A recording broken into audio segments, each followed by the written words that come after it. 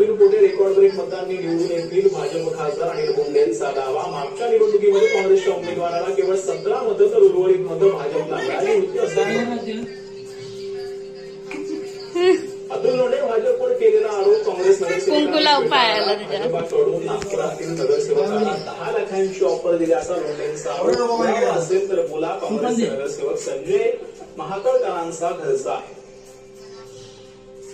वर्षानुवर्ष भाजपमध्ये काम करणाऱ्या नेत्यांना डावलून स्वतःच्या स्वार्थासाठी पक्षात आलेल्या आयात उमेदवाराला भाजपनं संधी दिली. यामुळे भाजपामध्ये कौटुंबिक कलहाचा मव्याला फायदा होईल. विधान परिषद मव्याचे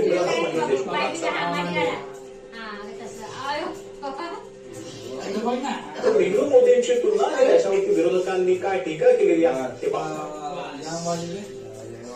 काँग्रेसने देशाला लाचार केलं. काँग्रेसमुळे देशाची प्रगती मंदावली. 2014 मध्ये देश काँग्रेसच्या कुचक्रातून आझाद झाला. पंतप्रधान मोदींची काँग्रेसकडे सरळ होती. कॅडबरी राहिले ना त्याची.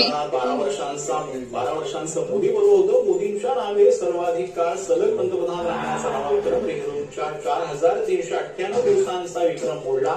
मोदी आज एनडीएतील घटक पक्षांना संबोधित करणार.